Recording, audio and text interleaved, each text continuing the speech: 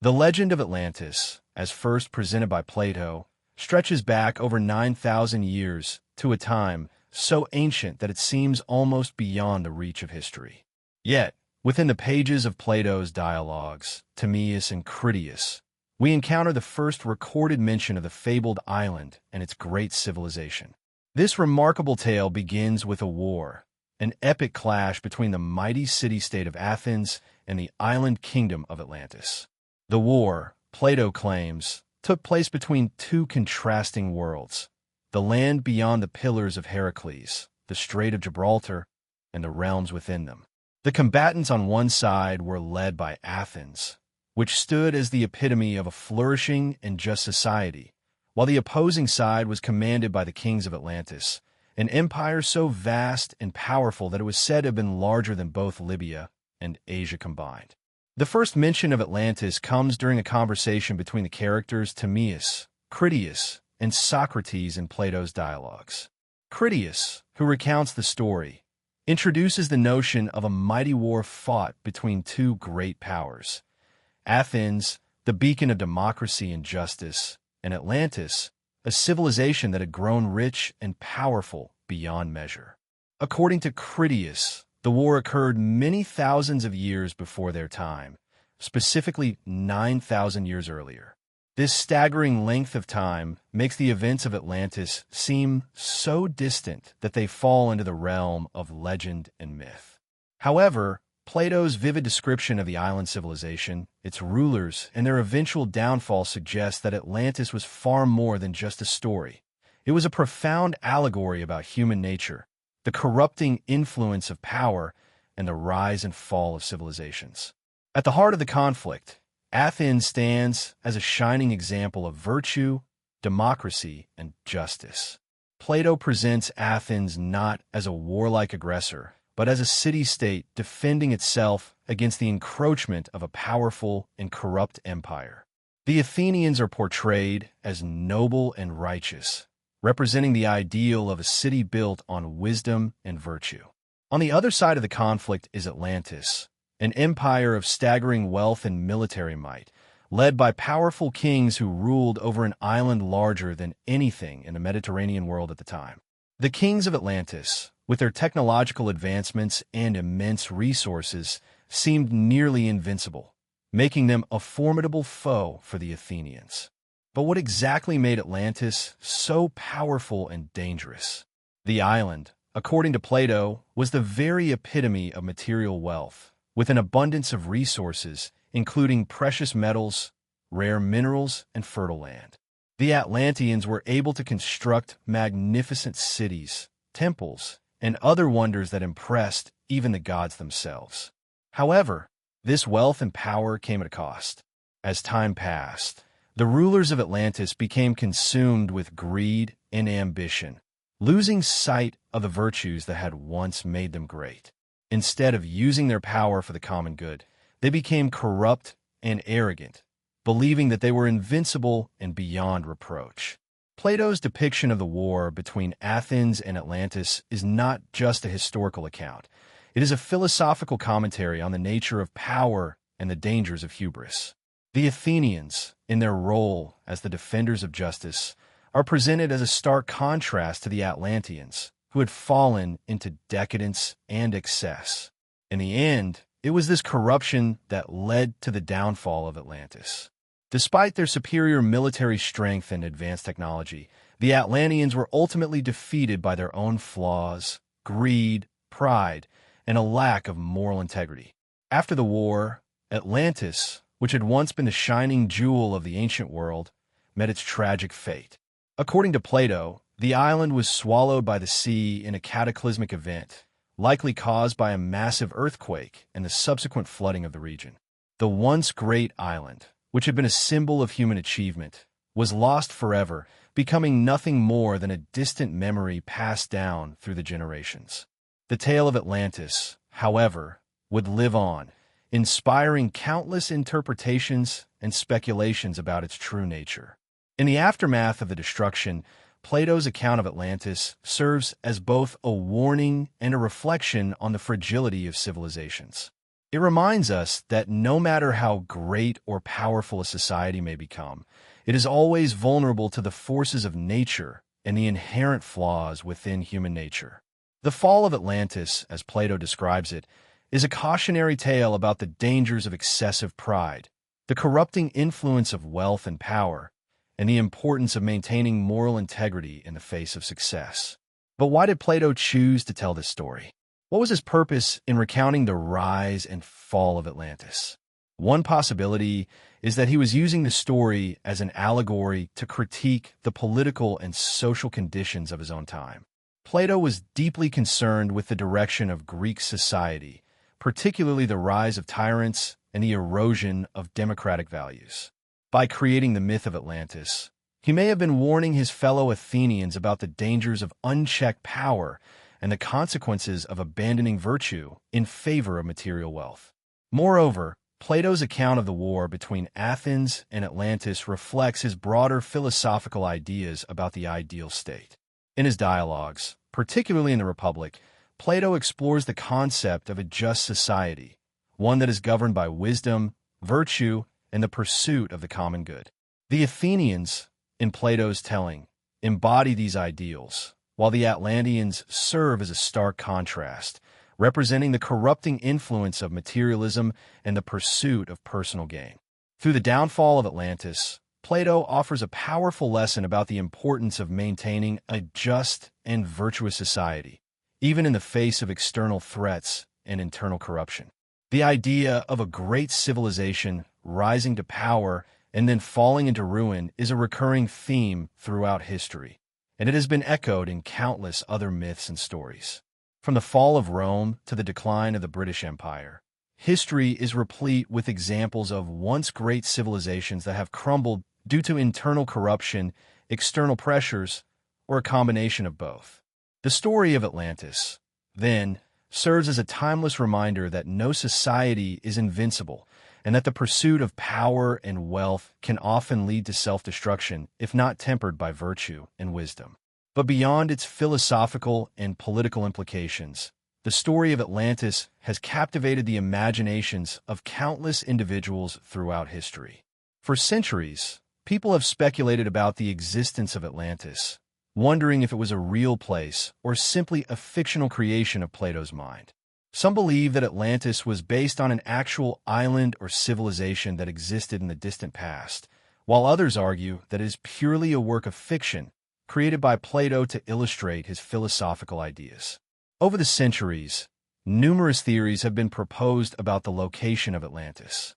Some have suggested that it was located in the Mediterranean, while others have pointed to the Caribbean, Antarctica, or even the Americas as potential sites. Despite the lack of concrete evidence, the legend of Atlantis continues to intrigue and inspire people all over the world. Whether or not Atlantis ever existed as Plato described it, the story remains a powerful symbol of the rise and fall of civilizations and the eternal struggle between virtue and vice.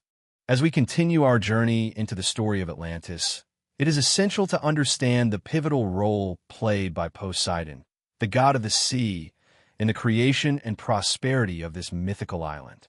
According to Plato's account, Poseidon was not merely an observer of the events that unfolded on Atlantis. He was the very architect of its existence, shaping the island and its inhabitants with divine care and power. Poseidon's involvement begins when the gods divided the earth among themselves, each taking their portion.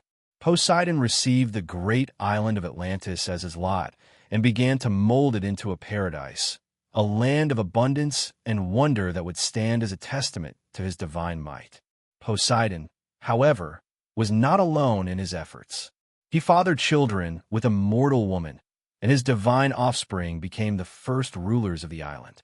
The mythic narrative in Critias tells of how Poseidon fell in love with a woman named Plato, who lived on the island. Plato, according to the legend, was the daughter of a mortal man, but she was as remarkable as any goddess, with a beauty that captured Poseidon's heart. In a show of divine affection, Poseidon took Plato as his partner and made her his queen. Together, they produced a series of children, the first of whom would become the leaders of Atlantis. But the tale of Poseidon's love for Plato goes beyond mere romantic longing. Plato's story speaks of the creation of an island paradise, crafted by Poseidon with divine attention to detail. The island of Atlantis was described as having a fertile, lush landscape, perfect for farming, grazing, and building. At the center of the island, Poseidon created a magnificent plain, known as the fairest of all plains, where he settled his mortal children. Surrounding this fertile plain were mountains, which stood as natural fortifications against external threats, ensuring that Atlantis would be a secure and prosperous kingdom for generations to come. To further ensure the island's prosperity, Poseidon constructed a series of remarkable structures that would become the hallmark of Atlantis' grandeur. One of the most notable features of the island was its intricate system of concentric rings, alternating zones of land and water that encircled the central city, which housed Poseidon's palace and the sacred temple dedicated to him. These rings were not merely decorative. They were part of a strategic plan to protect the island from invaders, while also showcasing the divine influence of Poseidon. Poseidon created these zones by altering the landscape of the island, turning it into a series of circular rings of land and water, each one smaller than the last as they moved inward toward the heart of the island. These concentric circles were both practical and symbolic, representing the harmony between the natural world and the divine. The outermost rings consisted of a wide expanse of water, providing a natural barrier against potential threats. The inner rings, however, were solid land, on which the people of Atlantis built their homes and cities. At the very center of these rings, Poseidon established a grand palace, the home of the royal family and the center of political power in Atlantis.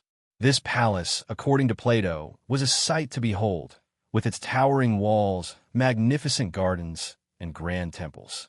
The palace was surrounded by a vast temple complex dedicated to Poseidon, which became the focal point of worship and governance for the rulers of Atlantis. The temple, built in honor of the god, was considered the most sacred place on the island and a symbol of the divine protection that Poseidon granted to the Atlantean people. Poseidon also ensured that the island's natural resources were abundant, providing the people of Atlantis with everything they could possibly need to thrive. Freshwater springs, both hot and cold, were brought up from beneath the earth, and fertile soil produced a wide variety of crops. The abundance of natural resources on the island allowed the Atlanteans to lead lives of comfort and ease, with every necessity and luxury readily available to them. This environment fostered a culture of prosperity and innovation, with the Atlanteans developing advanced technologies, building monumental structures, and creating a society that seemed, to Plato's telling, to be at the height of human achievement. As the generations passed, the descendants of Poseidon's mortal children took up the mantle of leadership, and Atlantis flourished. The kingdom was divided into 10 regions, each ruled by one of the 10 sons of Poseidon and Plato. These 10 rulers were bestowed with great power and responsibility, and they governed their respective territories with the authority granted to them by their divine parent. The rulers of Atlantis were considered to be the most powerful and noble men on earth. Their power derived not only from their vast wealth and military strength, but from their direct connection to the gods. The leadership structure of Atlantis was unique in its organization, with each of the 10 kings ruling over a portion of the island. However, the kings were not isolated in their rule. They were united by a common code of law that was inscribed on a pillar of orichalcum, a rare and precious metal. This pillar stood at the center of the island, in the temple of Poseidon, and contained the laws that governed the behavior of the rulers and their subjects. Every 5 or 6 years, the kings gathered together in the temple to discuss matters of governance, war, and the future of Atlantis. Poseidon's influence was not limited to the physical creation of the island. He also had a profound impact on the culture and spirituality of the Atlanteans. The Atlanteans worshipped Poseidon as their supreme god, and their devotion to him was reflected in the grandeur of their temples and rituals. The kings of Atlantis, as the direct descendants of Poseidon, were seen as divinely appointed rulers, whose authority was unquestionable. They were responsible for ensuring that the laws of Poseidon were upheld and that the people of Atlantis lived in harmony with the natural and divine order. However, as time passed and the generations of rulers grew more distant from their divine ancestor, the influence of Poseidon began to fade. The moral integrity of the Atlanteans, once so strong, began to weaken, and their leaders became increasingly corrupt. They lost sight of the virtues that had made them great, replacing wisdom and virtue with greed and desire for power. It was at this point Plato suggests that the gods began to take notice of the moral decay within Atlantis. The descendants of Poseidon and Cleito, Atlas was the eldest son and the first to inherit the power and responsibilities of rulership. His reign marked the beginning of a long line of kings who would govern the island for generations, maintaining the prosperity and greatness that Atlantis enjoyed during its golden age. Atlas, the first king of Atlantis, was not only a ruler, but also a symbol of the island's connection to the divine. He was the direct descendant of Poseidon, and his role as the ruler of Atlantis was not only a political one, but a spiritual one as well. According to Plato, Atlas's reign was characterized by wisdom, strength, and the protection of his people. As the king, Atlas was tasked with ensuring that Atlantis remained a beacon of virtue and prosperity, maintaining the balance between the mortal and divine realms. Under Atlas's rule, the kingdom of Atlantis flourished. He established a strong and just government, ensuring that his people lived in harmony with the land and the gods. Atlas's reign was marked by stability and growth, with the kingdom expanding in both size and wealth. As the ruler of Atlantis, Atlas was also responsible for overseeing the construction of the island's magnificent cities, temples, and infrastructure. The capital city of Atlantis, which housed the royal palace and the temple of Poseidon, was a marvel of engineering and architecture, built to reflect the grandeur of the island and its divine origins. The power and wealth of Atlantis were unparalleled, and Atlas's family was the central pillar of this mighty empire. The royal family of Atlantis was not only wealthy in terms of material resources, but also in terms of their cultural and spiritual influence. They were seen as the earthly representatives of Poseidon, and their rule was considered to be divinely ordained. The kings of Atlantis were viewed as the guardians of the island, tasked with protecting both the physical and spiritual well-being of their people. Atlas's family maintained their power for many generations, with each successive ruler inheriting the throne from their predecessor. The royal family's wealth was vast, and they had access to resources that few could even imagine. The island's natural abundance provided the kings with everything they needed, from food and timber to precious metals and rare minerals. In addition to the physical wealth, the royal family also enjoyed immense political power, which allowed them to exert influence over the entire island and its surrounding territories. One of the most significant aspects of the Atlantean monarchy was the way in which power was passed down through the generations. The firstborn son of each king was typically the heir to the throne, ensuring that the lineage of Atlas remained intact. However, while the monarchy was hereditary, it was also governed by a set of laws and customs that were intended to maintain order and fairness. The kings of Atlantis were expected to uphold the laws of Poseidon, and any transgressions or abuses of power were punishable by the gods. Despite the vast wealth and power of the Atlantean kings, there was an underlying sense of responsibility that came with the throne. The kings were expected to rule not only for their own benefit, but for the good of their people. The people of Atlantis, who were regarded as some of the most advanced and prosperous in the world, looked to their rulers for guidance and protection. The royal family was seen as the embodiment of the island's divine heritage, and the people placed their trust in them to maintain the balance between the mortal and the divine. Over time, however, as the royal family of Atlantis grew in wealth and power, a gradual shift occurred. While the first few generations of rulers remained true to their divine mission and the principles of justice and virtue, later generations began to falter. As the kings of Atlantis became more accustomed to their immense wealth and influence, they began to grow complacent, losing sight of the very virtues that had brought them to power. Their once great empire began to shift from one of harmony and balance to one of excess and indulgence. The corruption of the ruling class marked the beginning of the decline of Atlantis. The wealth and power of the Atlantean monarchy, once used for the good of the people, began to be exploited for personal gain. The kings became obsessed with expanding their territory and increasing their wealth, rather than ensuring the well-being of their subjects. As the royal family became more focused on their own desires, they lost their connection to the divine purpose that had once guided them.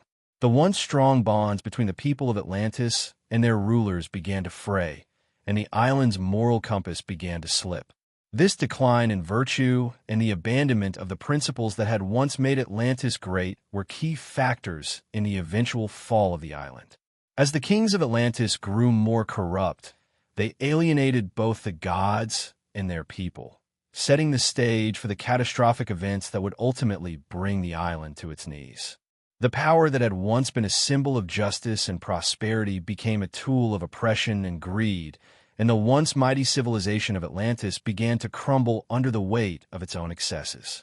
Atlas's legacy, as the first king of Atlantis, is one of both greatness and tragedy.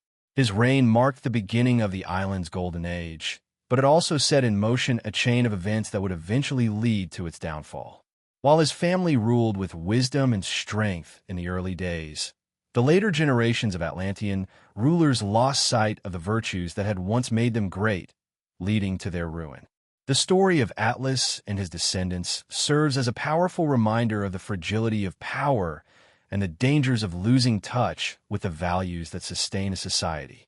The island of Atlantis was not just a place of political and spiritual importance, but also a land of extraordinary natural beauty and abundance.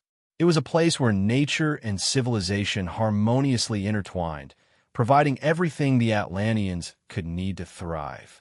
The island's geography, with its fertile plains, towering mountains, and rich resources, was a key element in its rise to power and wealth.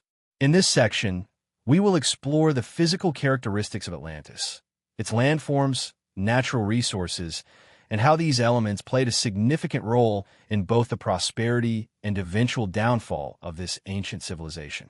Plato's account begins with the description of the island's shape and size, stating that Atlantis was larger than Libya and Asia combined. This vast expanse of land provided the Atlanteans with plenty of space for agriculture, industry, and settlement. The island was said to be oblong in shape, extending 3,000 stadia in length and 2,000 stadia in width across its central part. The geography of the island was strategically advantageous, with its natural defenses, including high mountains and fertile plains, offering protection from external threats and the resources to sustain its civilization. At the heart of Atlantis was the plain, described as the most beautiful and fertile of all plains. This central area was perfect for farming and agriculture, providing the Atlanteans with all the food they needed to support their growing population.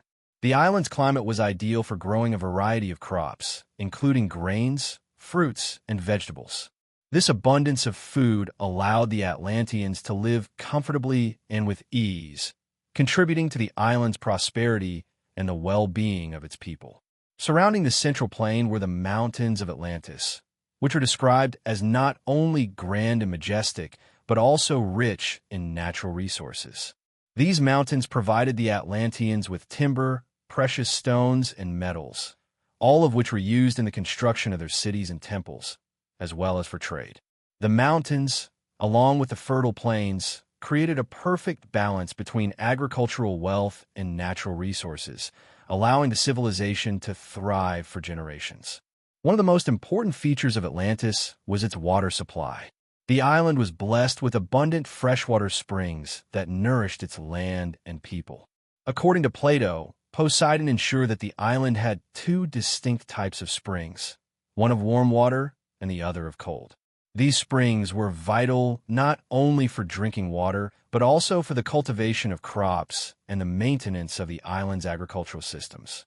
The access to fresh water was a key factor in the success of the Atlantean economy, enabling the people to maintain their lush, productive land.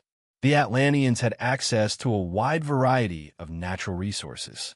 The island was rich in metals, including gold, silver, copper, and orichalcum, a precious red metal that Plato described as even more valuable than gold in the ancient world. This abundance of metals allowed the Atlanteans to construct magnificent buildings, create intricate art and jewelry, and develop advanced technologies.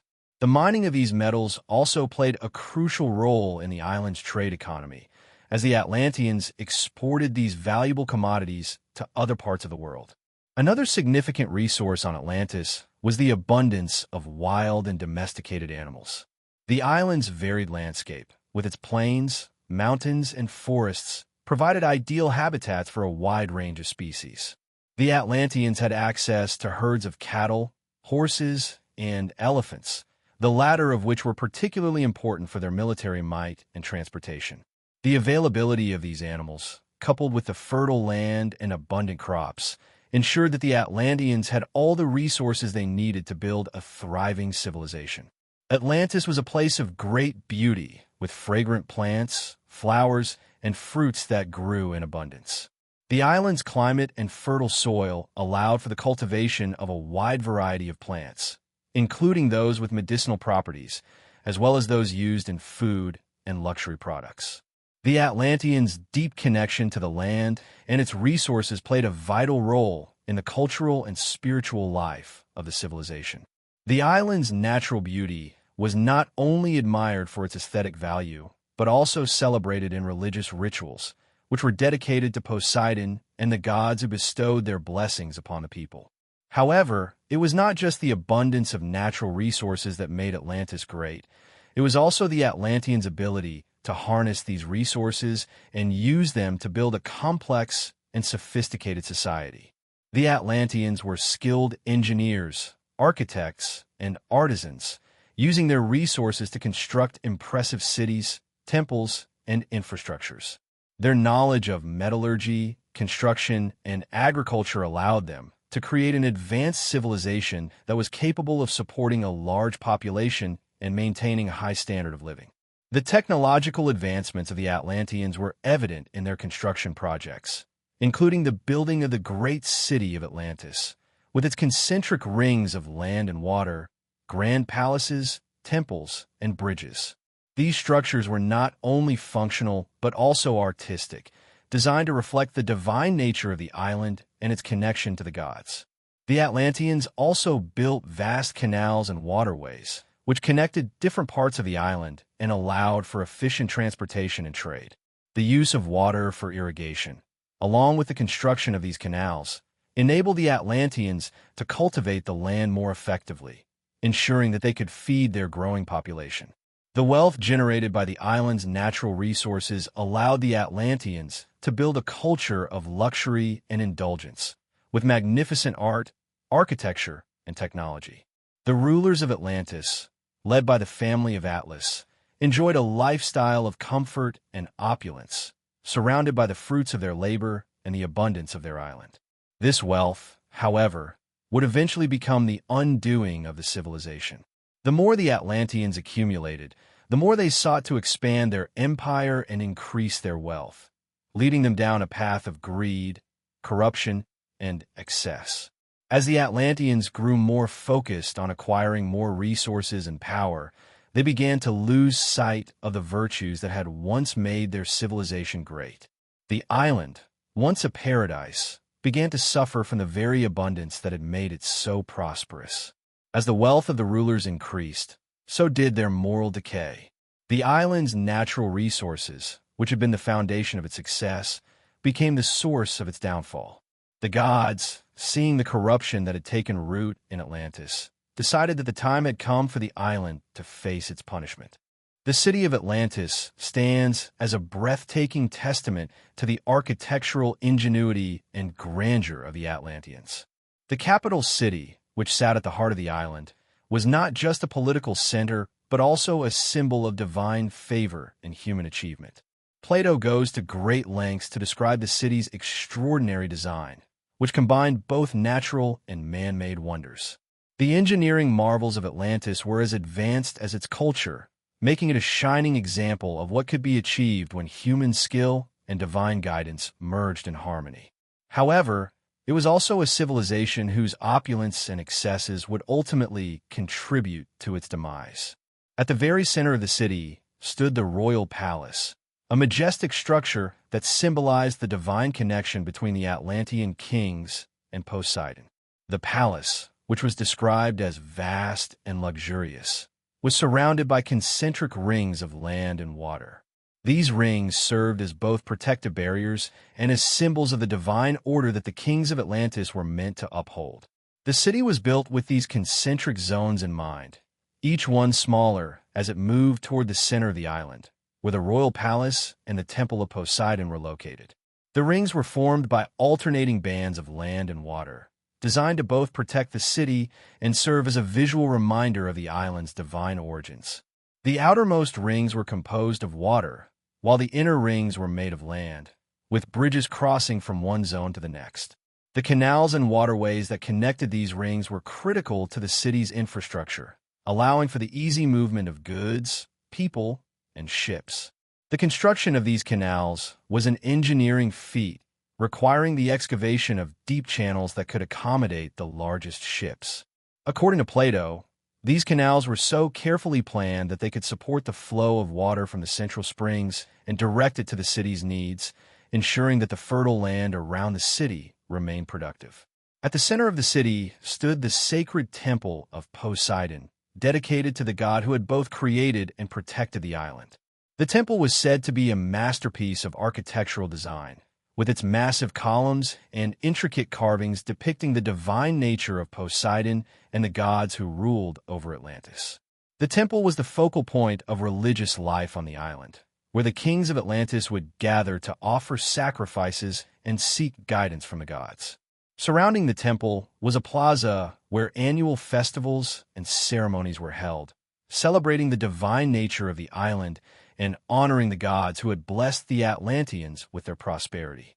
The grandeur of the city extended beyond its religious buildings and the royal palace. The city's infrastructure was a remarkable blend of functionality and beauty. The roads were wide and paved with smooth stones, and the bridges that connected the various zones of the city were designed to accommodate both foot traffic and ships. The buildings themselves were constructed using the finest materials, including precious metals like orichalcum, a red-hued metal that Plato described as more valuable than gold. This rare metal was used in the construction of the city's walls, bridges, and other structures, giving the city a distinctive, radiant glow. The wealth of Atlantis was not just confined to its royal palace and temples. The city was also home to a vibrant marketplace, where goods from all over the known world were traded. The Atlanteans had access to a vast array of resources, including precious stones, metals, timber, and agricultural products. This wealth allowed them to import luxury goods from other parts of the world, including exotic fruits, spices, and fine textiles. The market was a bustling hub of activity, with merchants from distant lands bringing their goods to trade with the Atlanteans. This exchange of goods and ideas helped to fuel the island's cultural and economic growth, making it a center of commerce and learning in the ancient world. The city of Atlantis was also a cultural center, home to artists, philosophers, and scholars. The Atlanteans valued education and intellectual pursuits, and the city was filled with libraries, schools, and academies where young minds were nurtured and ideas were exchanged. The intellectual climate of Atlantis was one of innovation and curiosity, with the people constantly striving to improve their knowledge and understanding of the world around them. This pursuit of knowledge was reflected in the city's architectural designs, which combined both artistic beauty and practical functionality. Despite the city's grandeur and technological advancements, however, there were also darker aspects to Atlantis' infrastructure. The concentration of wealth and power in the hands of the ruling family and the elite class created an environment of inequality and social stratification. The lower classes, who lived in the outer rings of the city, had far less access to the luxury and opulence enjoyed by the royal family and the aristocracy. The contrast between the wealthy inner circles of Atlantis and the humble outer rings was a reflection of the moral decay that was beginning to take root within the society. As the rulers of Atlantis became more consumed with their wealth and power, they began to lose sight of the virtues that had once made them great. The opulence of the city, which had originally been a symbol of divine favor, became a reflection of the island's growing greed and excess. The building of extravagant palaces, temples, and canals, while impressive, also marked the beginning of the empire's decline. The Atlanteans became more focused on material wealth and luxury, forgetting the principles of justice, wisdom, and temperance that had once been the foundation of their civilization. The vastness of the city and its wealth, which had initially contributed to its success, eventually became a source of its downfall. The more the rulers of Atlantis accumulated, the more they sought to expand their power and influence. The pursuit of ever greater wealth and control led to corruption, both within the ruling class and throughout the society as a whole. The very grandeur of the city, with its intricate canals and monumental buildings, became a symbol of the excesses and moral decay that ultimately led to the destruction of Atlantis. The kings of Atlantis, descended from Poseidon, were not merely rulers in a political sense. They were also the stewards of the island's divine mandate. As direct descendants of the god, their role was to maintain harmony between the mortal realm and the divine, ensuring that the laws of Poseidon were followed. The kings governed Atlantis with absolute power, but their authority was not only derived from their lineage. They were entrusted with the responsibility of upholding justice and preserving the moral integrity of the kingdom. Plato's Critias outlines how the kingdom of Atlantis was divided into 10 regions, each ruled by one of the 10 sons of Poseidon and Plato. These 10 kings were charged with overseeing their respective territories, but they also had a shared responsibility to govern the island as a whole. The leadership of Atlantis was thus a collective endeavor, where the 10 rulers convened every 5 or 6 years to discuss matters of common interest, consult on military campaigns, and pass judgment on transgressions. This system of governance, though based on cooperation, ultimately began to weaken as the rulers grew more focused on their own power and wealth. One of the most significant aspects of the governance system in Atlantis was the sacred laws that were passed down from Poseidon.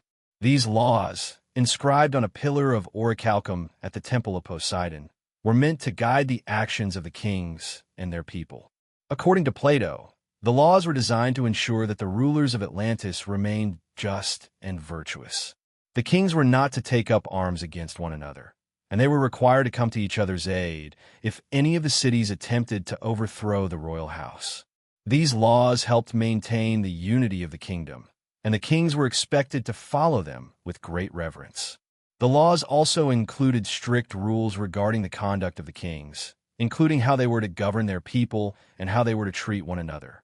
The kings were bound by an oath, which they took every time they gathered to consult on matters of the island. This oath, sworn in the temple of Poseidon, was a sacred commitment to uphold justice and the well-being of the people. The kings swore to rule according to the laws inscribed on the pillar and to punish anyone who transgressed these laws. The oath was a powerful reminder that the rulers of Atlantis were not only responsible for their own actions, but also for the welfare of their subjects. Despite these lofty ideals, the governance system of Atlantis was not immune to corruption. Over time, the kings became more focused on their own power and wealth, rather than on the common good. Plato suggests that as the wealth and opulence of Atlantis grew, so did the moral decay of its rulers. The very laws that were meant to ensure justice and order were increasingly disregarded, as the kings became more self-serving and corrupt.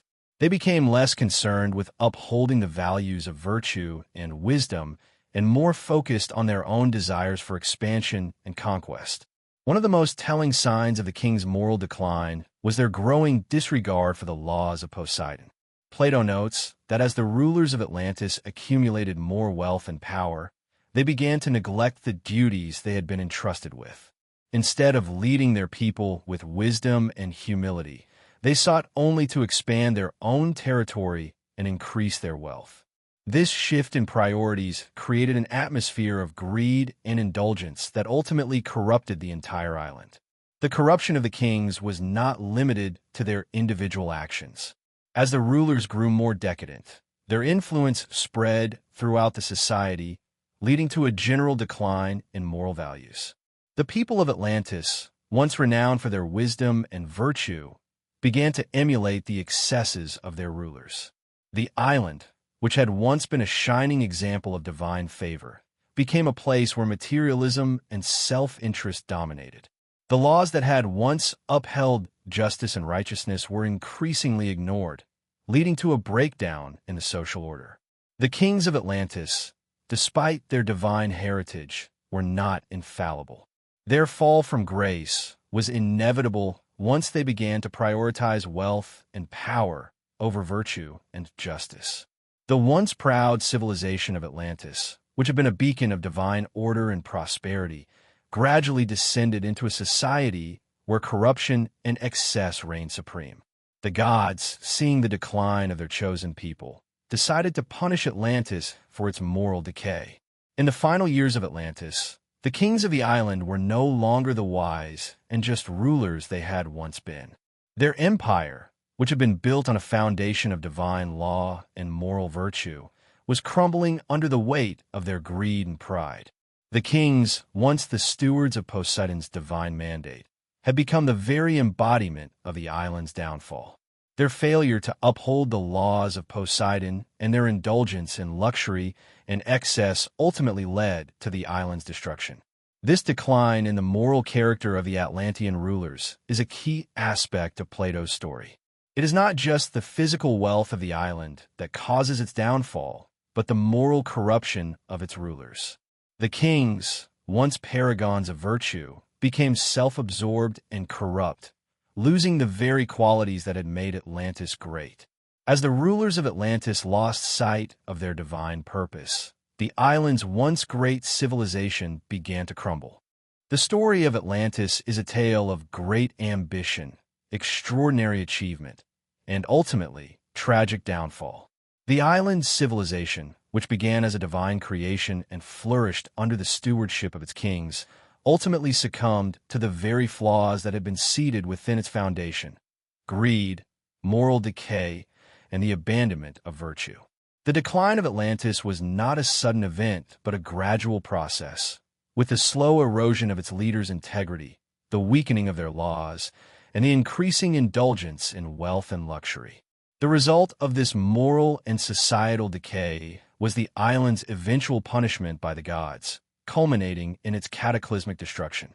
The downfall of Atlantis, as Plato describes it, was a consequence of the Atlanteans' growing disconnection from the virtues that had once made their civilization great.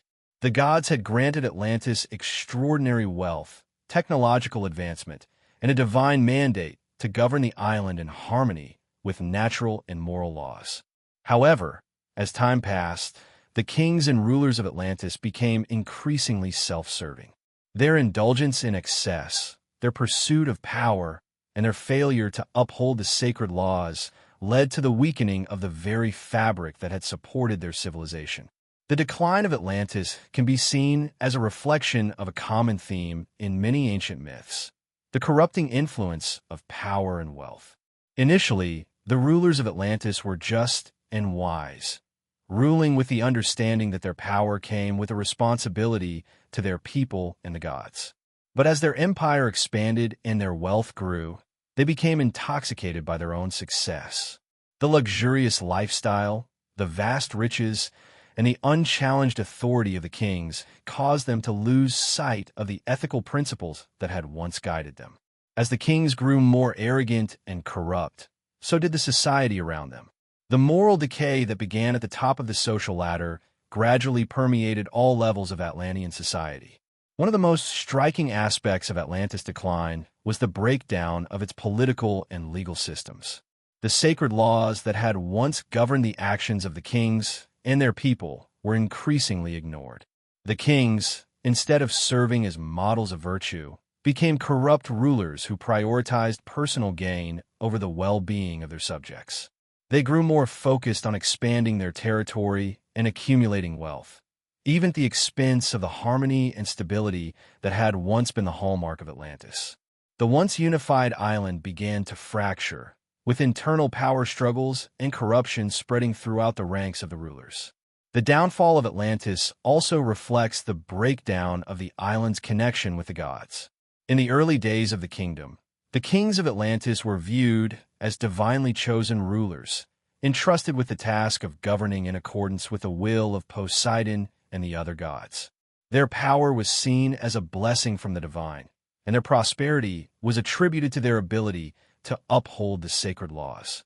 However, as the kings became more corrupt, they alienated the gods, who began to withdraw their favor from the island. The gods saw that the Atlanteans had lost their divine purpose and had become consumed with pride, greed, and indulgence. Plato describes how the gods, particularly Zeus, grew concerned about the moral decay of Atlantis. Zeus, the king of the gods, called a meeting of the gods in the divine realm to discuss the fate of Atlantis. Recognizing that the once great civilization had fallen into ruin due to its abandonment of virtue, Zeus decided that punishment was necessary. The gods, in their wisdom, had granted Atlantis a period of divine favor, but now the time had come to restore balance. As a result, the gods decided to bring Atlantis to its knees, using the very forces of nature that had once made the island so prosperous. The punishment for Atlantis came in the form of a cataclysmic natural disaster. Plato's account suggests that the island was struck by a massive earthquake, followed by floods that swallowed the land whole. The great island, which had once stood as a beacon of human achievement and divine favor, was consumed by the sea, disappearing beneath the waves. The once proud city, with its magnificent temples, palaces, and canals, was reduced to rubble. Atlantis, which had been the center of power and prosperity in the ancient world, was lost forever, leaving only a few faint traces of its existence in the form of stories and myths passed down through generations. The destruction of Atlantis is not just a story of a civilization's collapse. It is a moral lesson about the dangers of excess, corruption, and the loss of virtue. The fall of Atlantis serves as a cautionary tale about the fragility of power and the consequences of ignoring the principles of justice, wisdom, and humility. Despite the island's immense wealth and technological advancements, its downfall was inevitable once its leaders abandoned the values that had made it great. The gods, in their wisdom, decided that the only way to restore balance was to punish Atlantis, wiping it from the face of the earth as a warning to future generations. In many ways, the story of Atlantis is timeless. It speaks to the inherent dangers of unchecked ambition and the pursuit of power for its own sake. The story also highlights the idea that no matter how advanced or prosperous a civilization may become, it is always vulnerable to the forces of nature and the moral decay of its rulers. The destruction of Atlantis serves as a reminder that true greatness is not measured by wealth or military might, but by the virtues that sustain a society and the wisdom of its rulers. While Atlantis was lost to history, its story has continued to captivate the imagination of people throughout the ages. The myth of Atlantis has inspired countless theories and speculations about its true nature and location. Some believe that Atlantis was a real place, lost to time and covered by the ocean, while others view it as a symbolic tale meant to teach moral lessons about the dangers of pride and excess. Regardless of its historical accuracy, the story of Atlantis remains one of the most enduring myths of all time, a powerful allegory about the rise and fall of civilizations. The Decline of Atlantis is not just the story of a lost island, but a powerful commentary on the human condition. It serves as a reminder that wealth, power, and technological advancement are meaningless without virtue, wisdom, and humility. The fall of Atlantis, with its tragic end, offers an enduring lesson about the fragility of human civilization and the consequences of ignoring the values that sustain it.